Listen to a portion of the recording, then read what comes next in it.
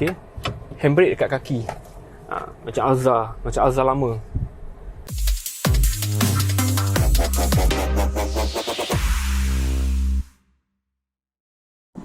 Okay, Assalamualaikum.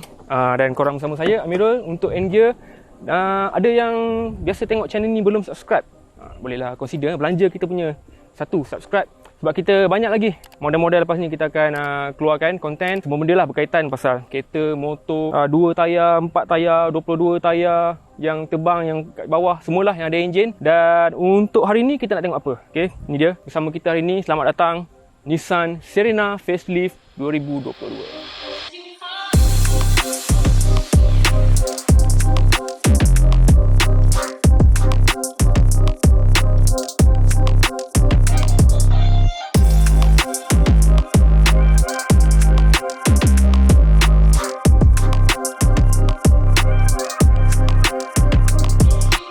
Jadi Nissan Serena ni dia dekat Malaysia memang sentiasa dalam satu segmen ataupun position yang agak unik. Sebabnya dia bukanlah MPV yang macam contoh Avanza ataupun Honda BR-V ataupun Alza. Dia bukan segmen tu. Tapi dia bukan juga MPV yang terlalu atas, contoh macam Alphard, Velfire, Estima, Wish dan macam tu. Dia dekat tengah-tengah. Nissan Serena satu pilihan yang unik. Cuma dulu harga dia lebih kurang 130,000 macam tu. Tapi yang untuk facelift 2022 ni 17 ke 18,000 lebih mahal. Dan sekarang untuk yang ni kita ambil varian yang paling atas, Premium Highway Star, lebih kurang 162,000.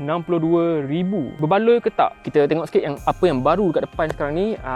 Grill dia dapat V-Motion grill, basically macam design language untuk model-model Nissan yang sekarang lah kan. Cuma dengan grill dia sekarang ni nampak macam agak besar, dan tambah pula dengan dash chrome ni, nampak Serena ni lebih upmarket, lebih premium sikit lah kan, lebih atas lagi, chrome besar. Dan sekarang ni kita boleh nampak juga yang dia punya logo pun dah macam cermin, sebabnya ada autonomous emergency braking. Seterusnya lampu dia ni masih lagi split headlight, cuma sekarang kat bawah ni dia pakai LED projector dan juga reflector. Cuma dekat atas ni dia punya bukannya DRL, dekat atas ni cuma dia punya lampu kecil ataupun orang panggil lampu gorek, lampu maghrib. Dia punya DRL sebenarnya dekat bawah sini, belah tengah yang rapat sikit ni, DRL dia warna macam kuning-kuning orange sikit, bukannya LED putih. Dan kat belah luar ni ialah dia punya fog lamp dia. Cuma fog lamp dia ni halogen. Kita tengok sikit lah apa lagi yang baru dekat tepi dan belakang. Okey, untuk tepi sebenarnya sikit saja, cuma rim baru dia 16 inci untuk varian paling atas ni, dan dia color hitam. Bagi saya agak lawa, nampak sikit sporty. Okey, untuk bahagian belakang pula. Okey, lampu dia kalau korang boleh tengok, dia masih rekaan lebih kurang sama yang lampu jenis vertical macam ni, cuma dia dah ada tarik sikit ke tepi ni. Nampak lain, dan ada tulis Highway Star dekat tepi. Untuk boot pula, kalau korang nampak boot dia ni dia menegak, okey, dan kalau buka ni memang agak panjang. Mungkin akan jadi masalah sikit kalau korang nak parking rapat ke dinding rumah ataupun dinding office ke apa kan. Tapi jangan risau, yang membuatkan Serena ni unik sebabnya okey, korang boleh buka separuh saja. Tu lagi boleh bawa keluar barang kat sini. Dan bercerita pasal ruang kargo pula, okey, kita buka semula habis. Korang akan dapat space lebih kurang besar ni lah kalau tempat duduk barisan ketiga dinaikkan. Dan tempat duduk ni juga boleh slide lagi ke depan kalau korang nak sikit lagi extra space. Tapi kalau nak extra lagi space, dua-dua ni boleh dia tak boleh baring flat ke dalam ke dalam lantai, sebab lantai dia ni pun dah pun cukup rendah. Nampak level lutut saya saja. Senang kalau nak angkat dan simpan barang. Cuma dua-dua seat barisan ketiga ni dia akan lipat ke tepi. Nak tengok demo? Nak? Okey.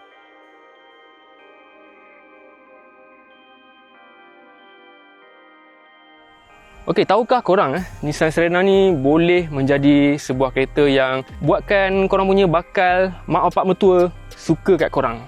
Ya betul, mungkin ada kereta lain yang kononnya lebih bergaya, lebih sporty, jenama tu. Mungkin yang itu untuk tackle anak dia. Yang ini untuk tackle mak bapak dia. Okey, sebabnya Serena ni salah satu keunikan dia juga nak banding dengan MPV ataupun model-model lain yang harga lebih kurang, ialah sebabnya dia ada sliding door. Sebabnya setengah orang memang dia suka nak MPV yang dia kata wajib nak ada sliding door. Dia tak nak yang pintu macam pintu kereta biasa tu kan.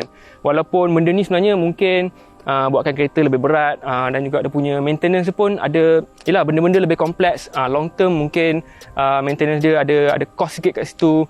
Tapi setengah orang memang dia suka ada benda ni. Dan yang saya cakap tadi, sebabnya tengok dia punya lantai dia ni rendah, senang nak keluar masuk, dan sesuai juga untuk orang-orang yang warga emas ataupun yang lebih berusia. Jadinya korang datang kan nak bawa bakal mak bapak mertua korang keluar jalan-jalan petang-petang apa ke, memang dia orang akan suka lah naik kereta ni. Okey, kita tengok ruang dalam untuk barisan kedua dan juga barisan ketiga.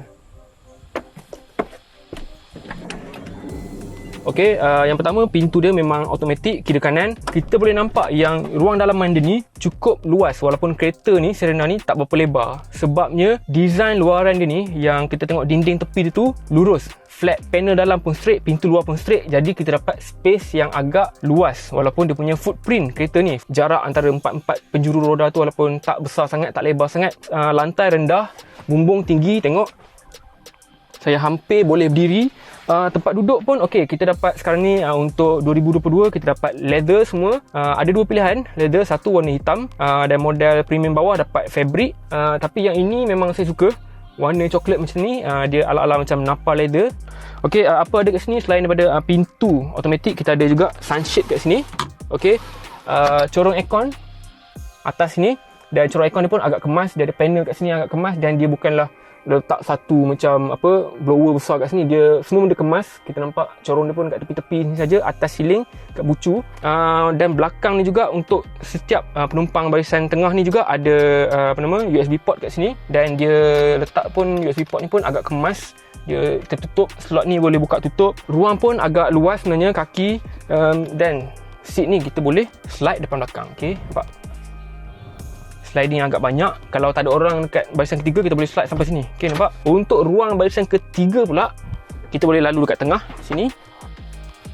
Dan sini pun sebenarnya cukup luas Okey, semua ada seat belt, semua ada individual 3-point seat belt. Belah kanan dekat pintu tu ada satu USB port belah sana dan 2 cup holder, dan belah kiri ni pun 2 cup holder, satu USB port, dan tambahan belah kiri ialah ada switch untuk kita buka pintu sliding belah kiri. Okey, saya tekan daripada sini tekan lama sikit. Kita boleh buka kat situ. Tempat duduk belakang sebenarnya ruang bagi saya cukup luas, selesa, no complain. Aircon pun ada sampai ke belakang, cukup sejuk. Cuma cushion bawah ni bagi saya terlampau flat dan macam dia tak support kita punya peha, dan nak adjust tinggi pun tak boleh dah. Dia mungkin lengur sikit kaki. Okey, kita tengok macam mana drive Serena ni.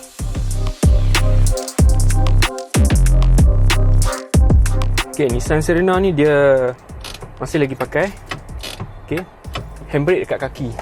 Tempat pijak handbrake tu agak tinggi. Jadi kalau orang yang lebih tinggi daripada saya, macam saya 5 kaki lebih je, kalau yang 6 kaki lebih, mungkin space dekat kaki tu akan kacau sikit. Dia kena macam angkat kaki dia agak ke belakang untuk tekan dia punya handbrake tu. Okay, jadi benda pertama yang saya perasan bila duduk dalam Serena ni, yang betapa tinggi kita duduk. Position memandu dia agak upright. Kalau kita duduk rendah sikit, sebenarnya kita susah nak alignkan panel instrumen dengan steering. Jadi kita duduk agak tinggi sikit, dengan kepala nak ke ceiling tu lebih kurang 2 penumbuk. So ni driving position yang agak okey. Memang agak tinggi sikit. Jadi Serena ni dia pakai enjin 2 liter NA dengan power lebih kurang 150 PS dan 200 Newton meter. Tapi kalau korang perasan dekat nama dia ni Serena S Hybrid, dia ada sistem hybrid sikit. Tapi hybrid ini hybrid yang mild hybrid saja. Hampir tak rasa pun bila masa dia pakai bateri saja ke, dia pakai enjin saja ke, dia pakai dua-dua ke, tak rasa. Jadi bateri dia tu pun memang bateri yang kecil saja, lebih kurang 1.8 kW. Lepas tu power dia tu pula 2.6 PS saja dan 48 Nm torque. Power dia sebenarnya ada, dan walaupun dia pakai Xtronic CVT, kita tak terasa sangat sifat CVT dia tu. Kalau nak lebih power sebenarnya kita pakai sport mode. Saya tak tahu kenapa dia letak sport mode punya button tu dekat steering kat sini. Dia macam agak tersorok sikit. Kalau kita tekan tu, enjin lebih bertenaga. Dan kalau kita turun bukit, contoh kalau korang bawa dekat traffic ataupun jalan berbukit, korang pakai sport mode ni okey, sebab akan rasa sikit ada engine braking. Korang tak perlu nak pakai brake banyak sangat. Macam ni lepas minyak sikit, dia ada engine brake. Jadi korang kalau dekat jalan jam pun okey. Cuma bunyi dia agak bising sikit. Tapi sebenarnya kalau korang bawa biasa-biasa, kalau korang tak pakai sport mode, dia akan pakai RPM yang lagi rendah sikit. Untuk harga lama macam dulu 130,000, sistem audio ni memang okey. Bila dah naik harga ni, sistem audio dia masih sama, rasa macam kurang sikit kat situ. Lepas tu steering dia ni dia pakai steering yang lebih kurang sama macam model Nissan lain. Saya rasa design steering ni agak sporty kalau nak bandingkan dengan dia punya rupa ataupun overall dia punya driving karakteristik dia ni. Dia punya feel tu banyak, nampak? Kita rasa banyak feedback pada steering. Dia tak terasa macam terlampau disconnected sangat. Nak pick up speed daripada 80, naik bukit dah 100 okey, tak ada power lah. Dari segi practicality pun kereta ni memang saya rasa cukup praktikal. Serena ni memang cukup banyak ruang simpanan. Okey, jom kita kira. Dekat depan driver ni satu, lepas tu dekat atas ni pun belah penumpang pun ada satu, lepas tu glove box yang macam biasa, lepas tu bawah-bawah ni pun ada lagi ruang simpanan, ada cup holder dua bawah ni, dekat pintu pun sama. Jadi ruang simpanan memang banyak, cuma dia punya plastik surface tu masih plastik keras. Jadi kalau saya pakai kereta ni, saya akan tambah sikit lapik-lapik getah tu supaya barang-barang korang letak tu dia tak ada bunyi kedek-kedek, bunyi bising-bising lah. Lagi satu, okey, bab driving pun kereta ni selain daripada sport mode tadi, sport mode dekat tepi tombol gear ni, sport mode ni dia akan laraskan dia punya pertukaran gear dan juga respon enjin. Dan lagi satu, dia ada eco. Eco ni dia tersorok sikit dekat panel ni. Cuma eco dengan sport ni dia position dia lain-lain, tak tahu kenapa. Patutnya dia eco dengan sport tu butang yang dia letak dekat lokasi sama lah. Okey, seterusnya Serena sekarang ni dia punya screen dalam kereta ni semua dah semakin besar. Instrument cluster dekat depan ni 7 inci. Sekarang dengan grafik baru pun saiz lebih besar. Lepas tu kat sini infotainment dia ni 9 inci pun dah makin besar sikit daripada sebelum ni. Yang ni pun ada Apple CarPlay, ada Android Auto. Dan skrin atas ni untuk bagi anak-anak korang tengok kat belakang, ni pun tak salah saya lebih kurang 16 inci pun lebih besar daripada sebelum ni. So dekat situ lah korang dapat penambahan-penambahan harga dia.